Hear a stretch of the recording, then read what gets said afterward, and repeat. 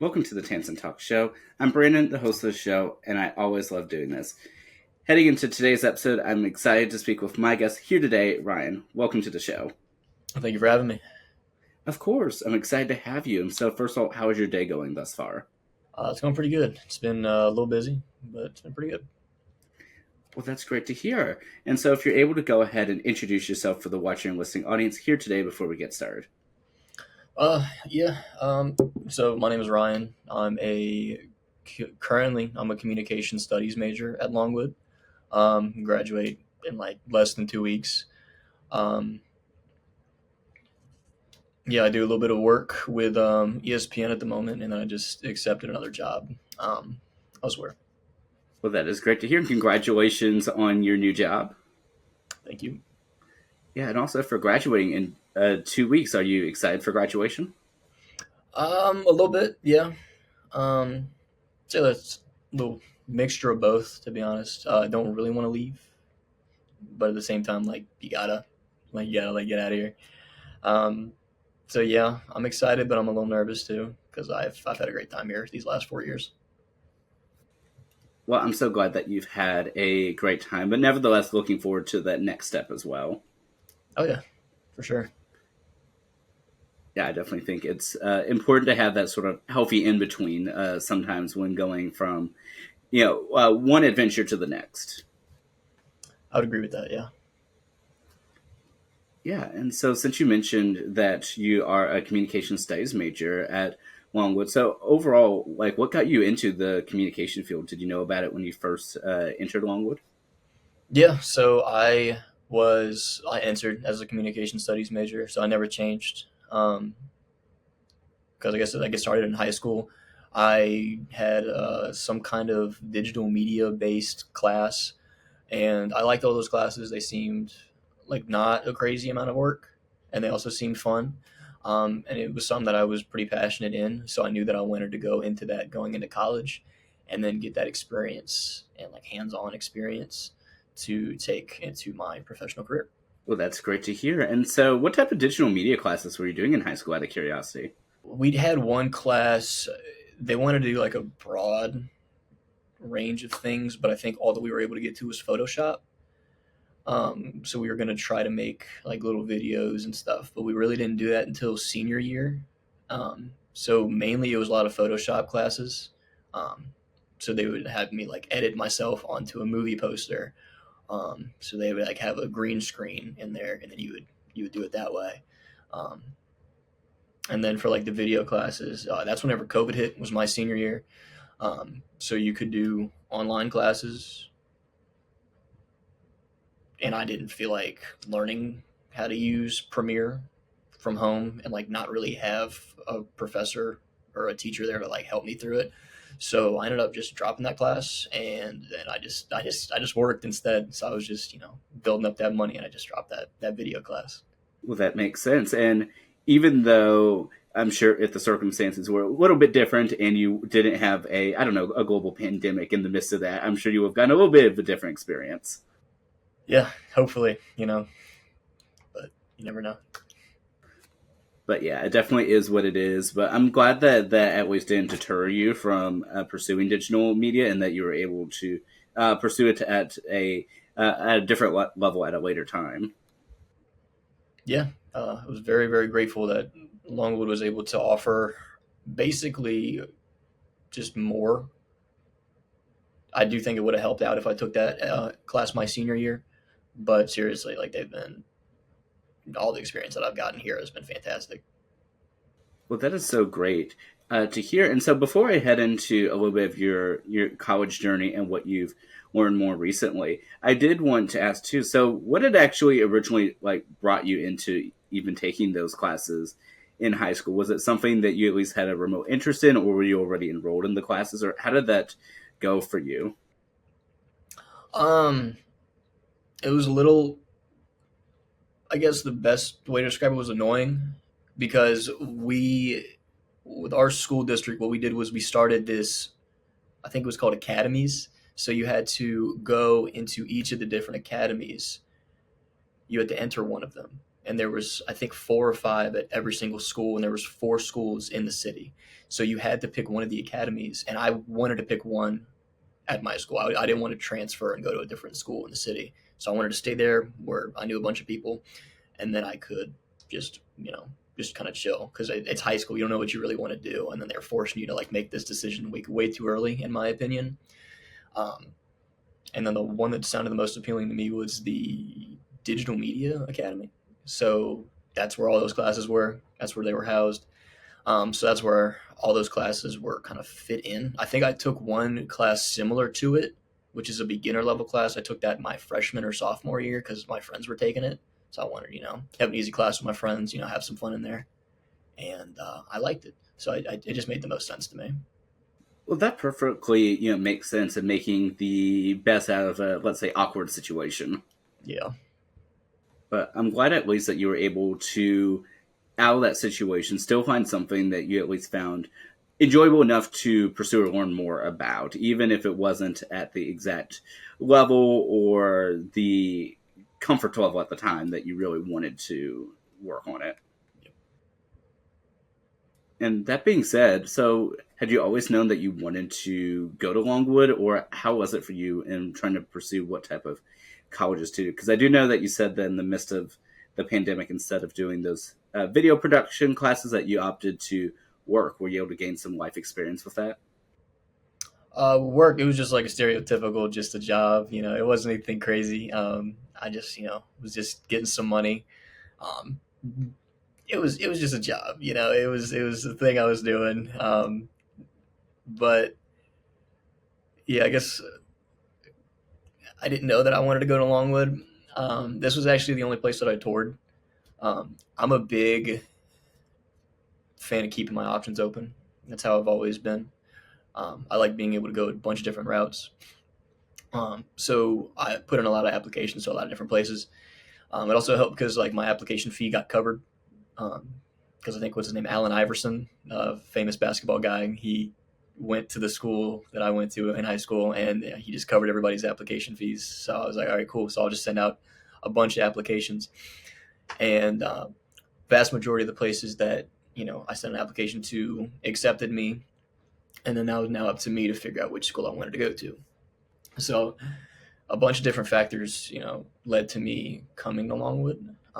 It was about 2.5 hour away from home. So not a far drive. I could still go home if I needed to, if like an emergency happens.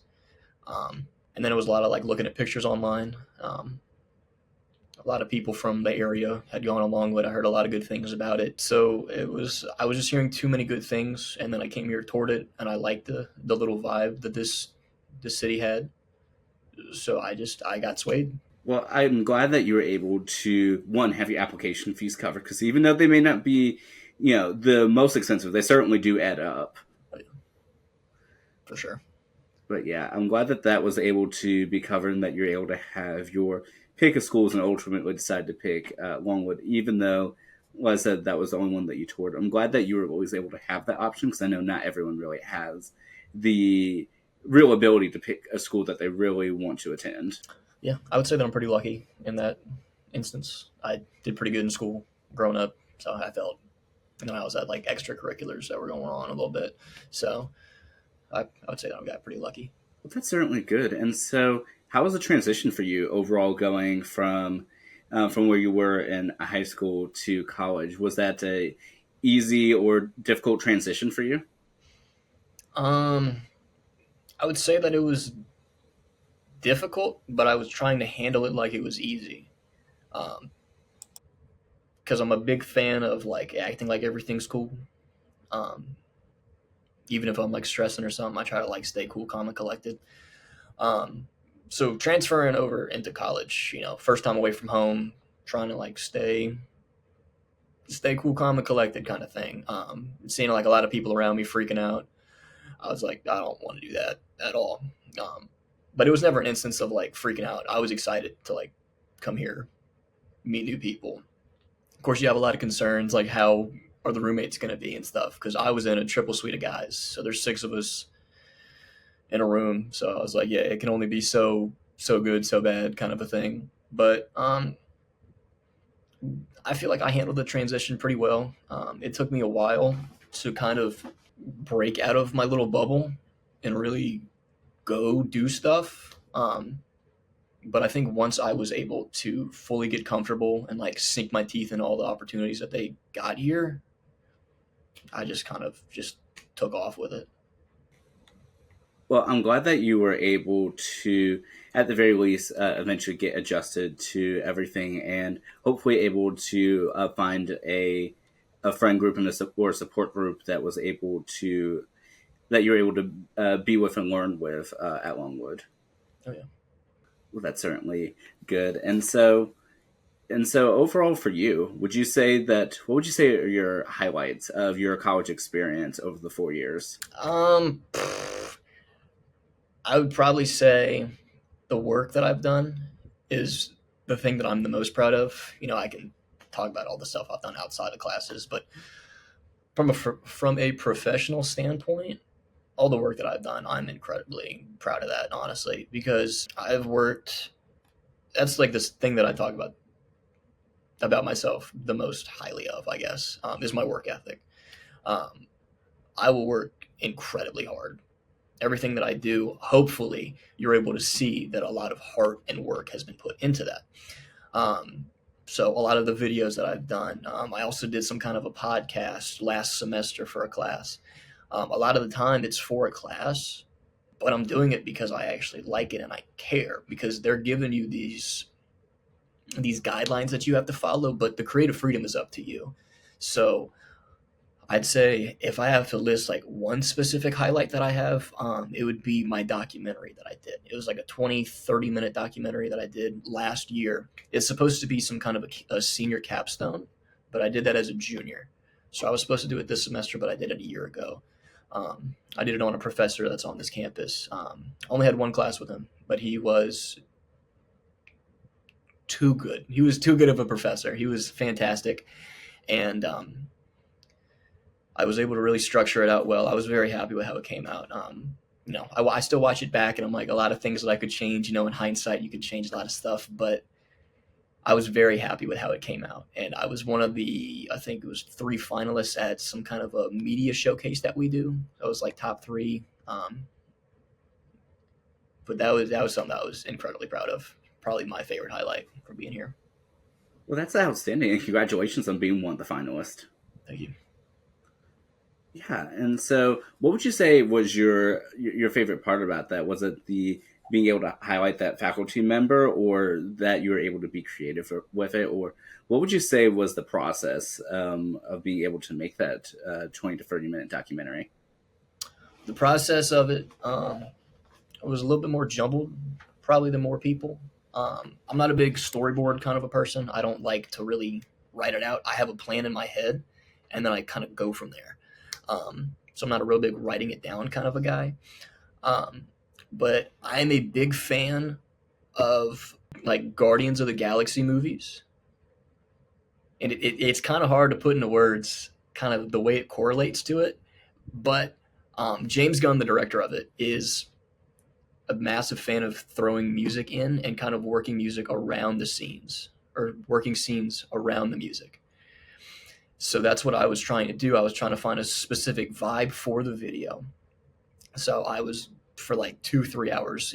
I was like looking at music. So that was the first step. I had to find good music for my intro, for my outro. And then I had to figure out the way that I was going to break it up. Highly recommend going to watch the video. The way that it was broken up, he has 3 very interesting parts about his life that I really felt like needed to be focused on.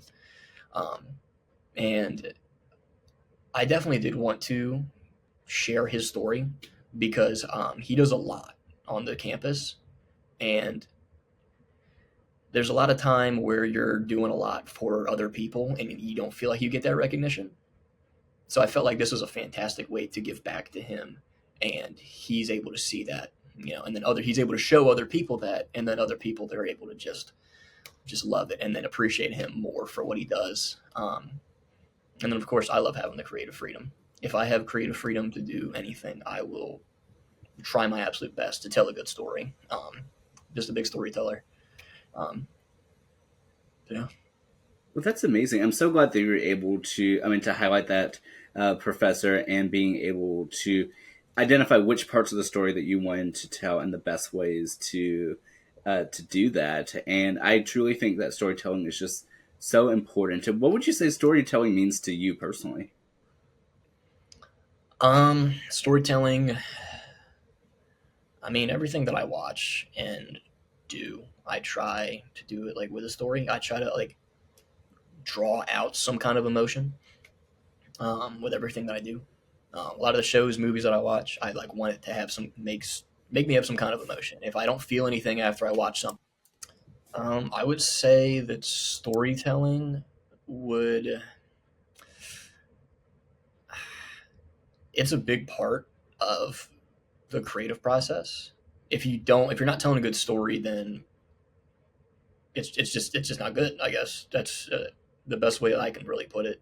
Um, if I'm watching something and it does not draw any kind of emotion out of me, I'm going to just forget that I watched it.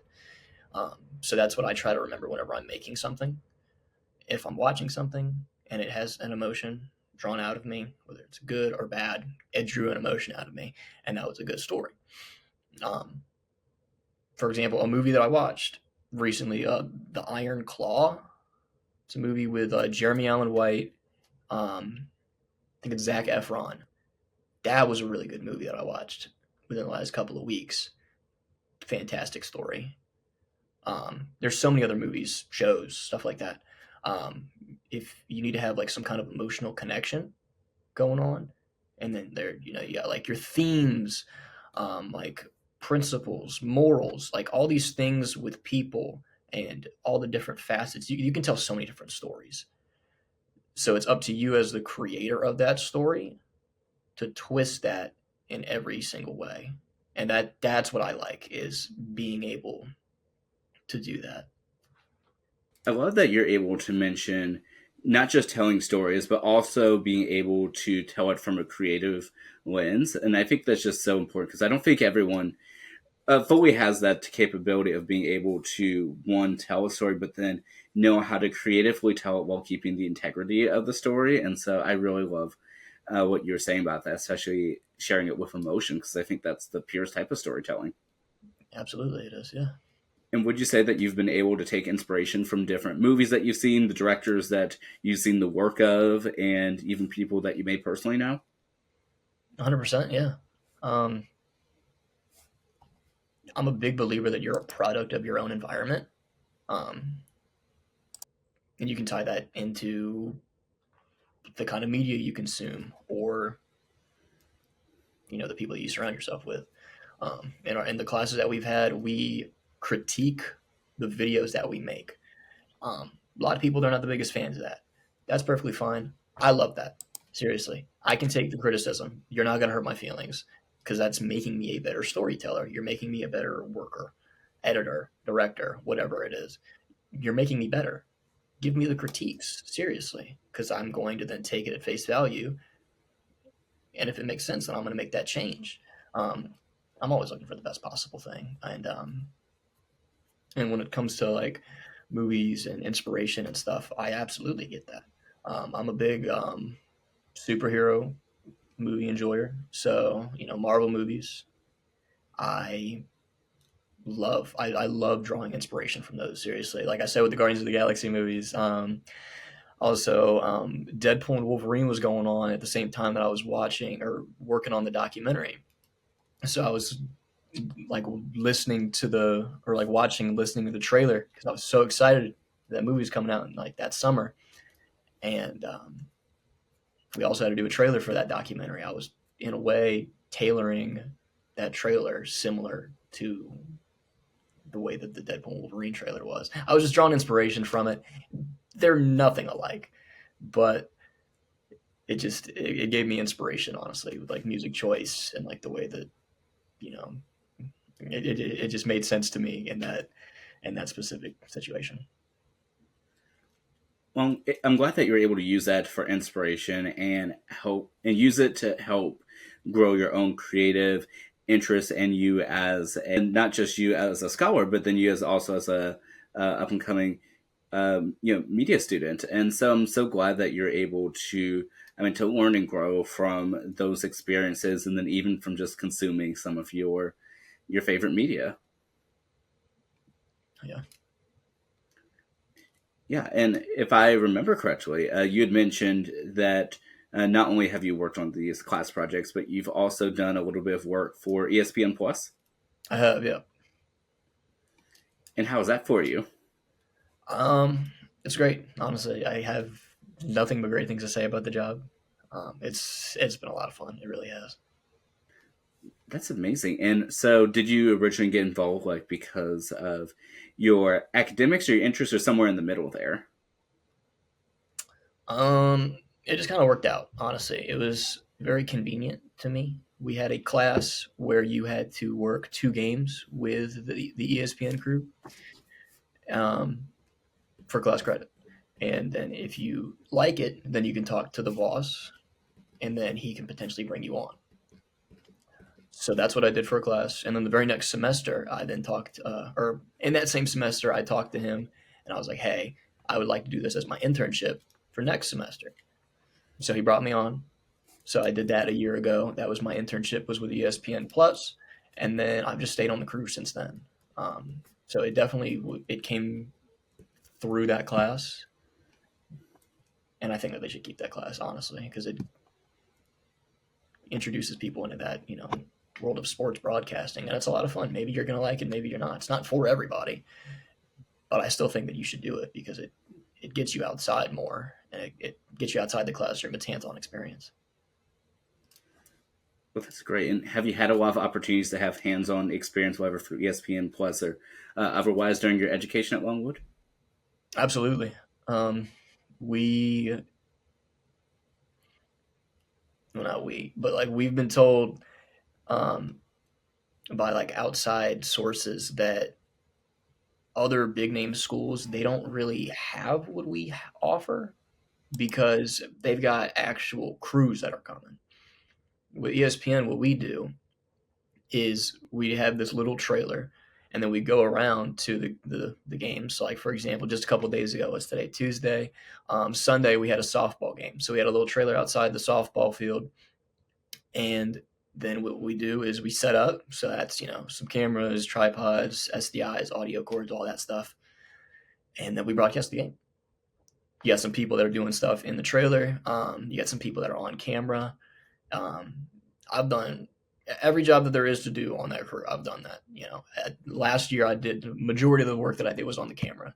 Um, so everybody's got we a lot of the main stuff that we do is basketball. We got this new basketball stadium, and there'd be people on the court, there'd be people up top. I did every single one of those jobs. But then recently I've done stuff in like the control room, which is like in our little trailer. So, I've done, replay. I've done graphics, you do score, and then, I do the majority of what I got going on is directing. So I direct a lot of the broadcasts, not the vast majority of them. We have a fantastic balance in my opinion. But yeah, I do the majority of the work that I'm doing is inside the trailer now. Well, that's outstanding. Congratulations on that. Thank you. And had you been interested in sports prior to working with ESPN Plus? I would say so, yeah. I'm a big football guy. I used to play baseball, so I guess like have a little bit of interest there. I'm not really a big watcher of baseball. I'm trying to get into basketball a little bit, but my main thing that I love is football. Well, that's definitely good to know, and hopefully you're able to use. Some of that knowledge, like when doing working with ESPN Plus, even though that's more basketball, as for what you're saying. Yeah. Well, that's certainly good. I know for myself, I have worked in various different production capacities over the years, especially at for high school sports, and so everything from camera to audio to now directing and producing a live stream. It's so interesting being able to see sports from the other side when you're not just a spectator but an active participant in making the broadcast. Yep. And what would you say for you is like your favorite part about that, being able to do that, especially for what you're saying, like with the directing? I guess when it comes to the directing portion of it, I I don't like really know how to like put it into words. I like because in my mind it's again storytelling. It's having that creative freedom. Um, but I'm also like I try to limit it, but I know that I'm a perfectionist when it comes to my the stuff that I'm working on, the stuff that I'm doing, and that's not always going to happen. Like that's not going to happen at all. I mess up. Everybody that works, they have a slip up happen. Um, but whenever I'm directing, I do my absolute best to limit those slip ups. Um, and I like having a position of power because if there's anybody that messes, or not if there's anybody, if I mess up, then I'm to blame. Um, and I do my absolute best to ensure that that's not going to happen. Um, but I also like having the position of power because I try to encourage other people. Um, I try to like make it a very fun thing. Whenever I'm directing, I'm always having a great time talking to people that are on cameras. You're talking directly to the people that are on camera, and I'm always trying to have fun conversations with everybody. I'm trying to make sure everybody's cool, calm, and collected. Everybody's at ease. Everybody's been doing it for a while, so like they're not nervous or anything. So it's mainly just there to keep them not bored of what's going on like the baseball game. But we all like to have a lot of fun, and I do my absolute best at making sure everybody's good.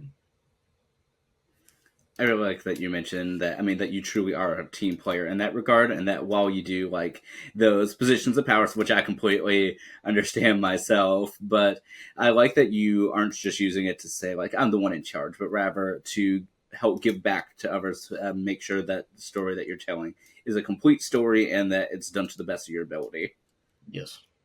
I mean, that's really great, and I'm so glad that you said that. Like, you encourage your teammates, so to speak, on the crew, and that you're able to, I mean, to be a part of that. And so, do you believe that you're going to be able to take these skills that you have now at ESPN Plus and transfer it to the career world after you graduate? I sure hope so. I'm not gonna lie. Because I like it a lot. I would absolutely love because I'm a Colts fan, Indianapolis Colts fan. I would love to work with the Colts, even if it's with any other football team. I would love to like work with the NFL and like be a director there, um, just because it's so much fun. And with like live sports, you don't know what's going to go wrong, you don't know what's going to happen, but it's also just it's a fun environment to be in. My favorite is the basketball games that we have here. That's the closest thing to a big sport that we have. We've made the March Madness tournament twice in my 4 years here, um, and it's just such a fun environment to be in. Even if it's like a nothing game, like it doesn't have as much importance to it, it could still be a fantastic game. You don't know what to expect going into it, and I love that. I really do. I think that's really great, and I'm so glad that you're able to have that experience and really promote that storytelling aspect of it. And overall, as you're finishing up the final weeks of your college journey, is there anything that you're trying to get done during this college journey, or do you believe that you've accomplished everything that you can thus far in college, heading into these final couple weeks? I believe that I've done everything that I can. Um, I'm sure in like 5, 10 years or something, I'll be like, oh man, I should have done that. But right now, I feel very good. I feel like I did a fantastic job. I took advantage of a lot of opportunities. I definitely could have done it earlier, and I know that. But like my freshman year, I'm just trying to get comfortable here. Um, I took advantage of a lot of different opportunities that were going on. I worked every single year that I was here. Um, but I feel very good.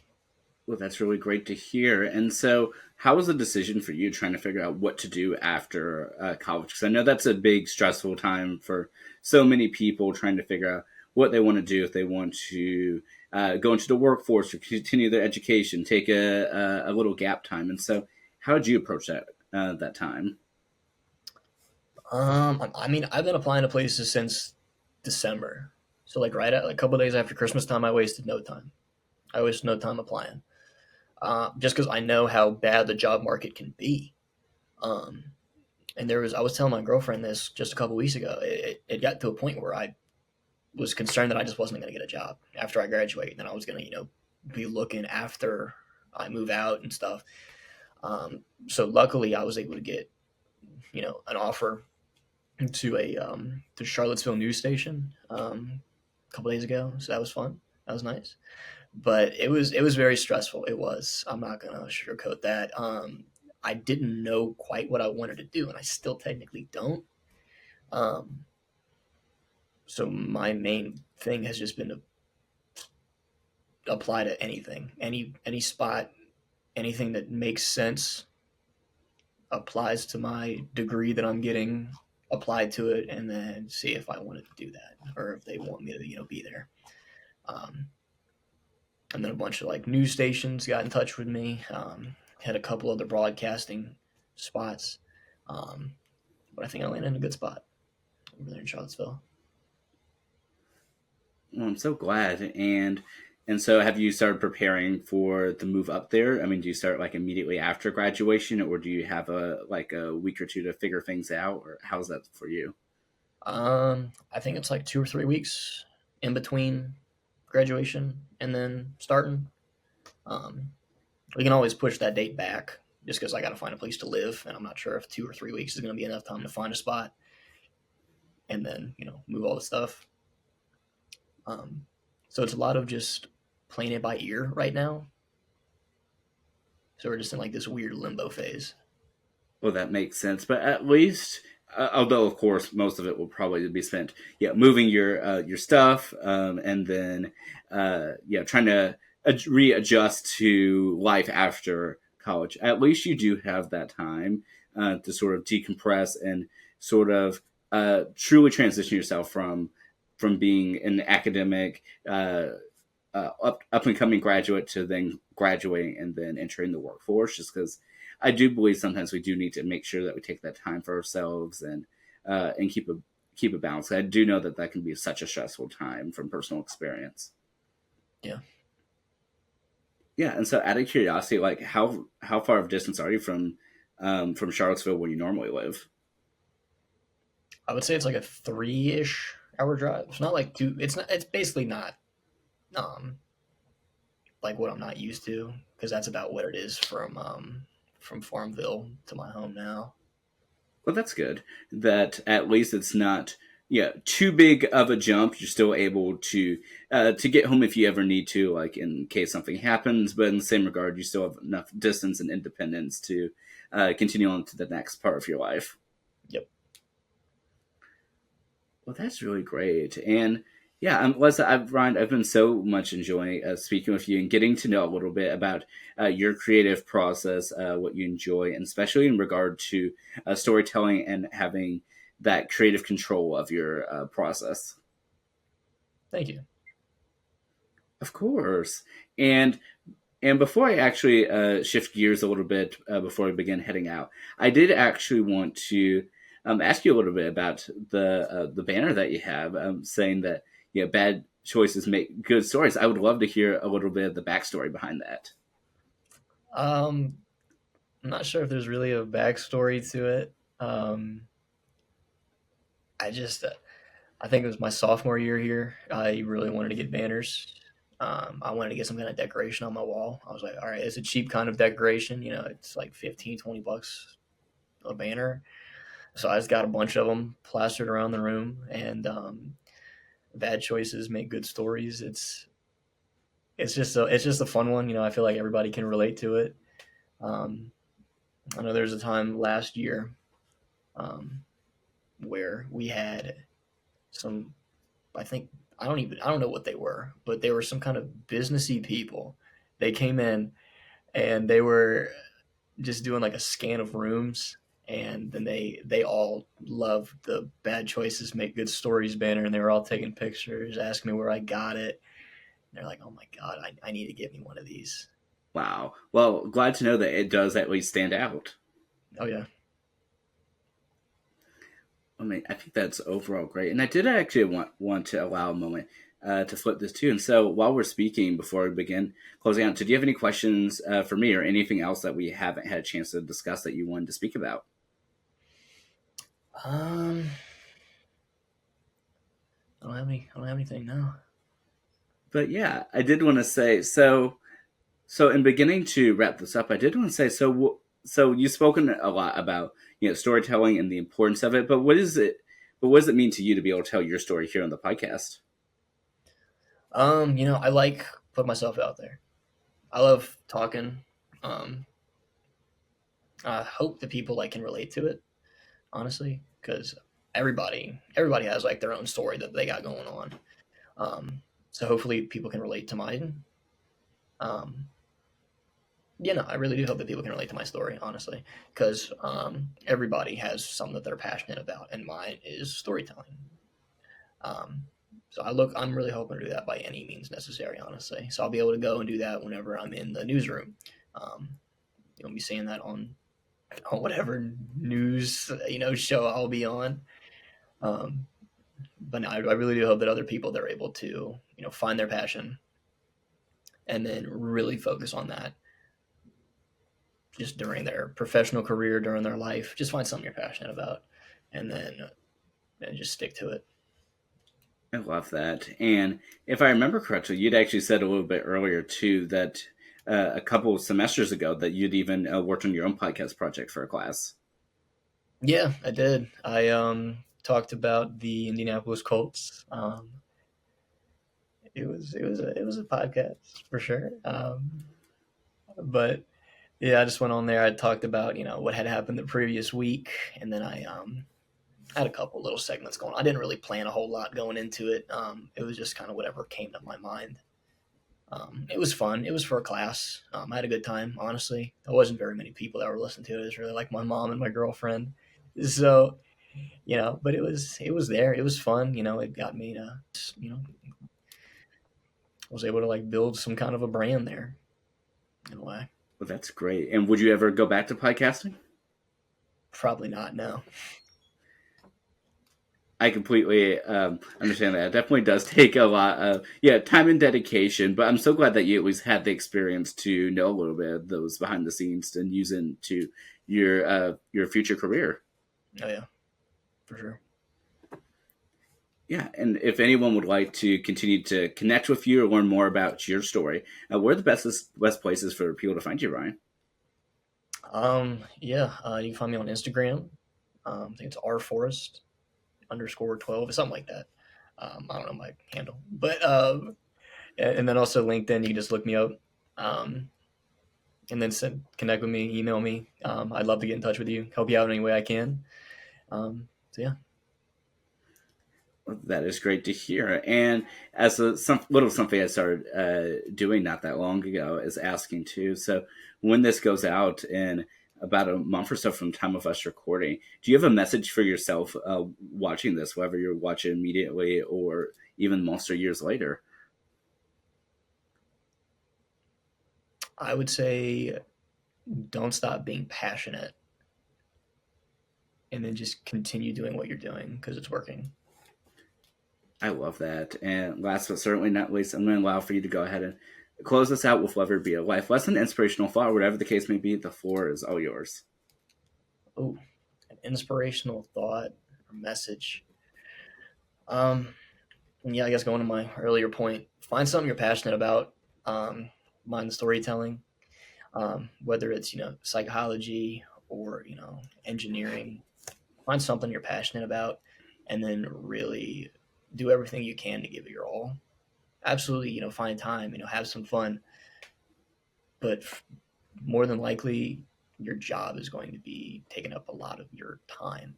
So find something that you're passionate about. Don't get stuck doing something you don't like doing.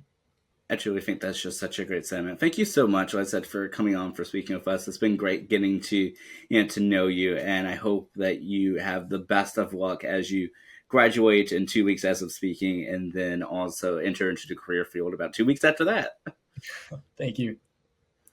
Of course, of course. And for those tuning in, thank you so much as always for tuning into the Tansson Talks show. I always appreciate your support and continue tuning in every week as we continue on our mission to bring people together. I'll see you next time, friends. Take care.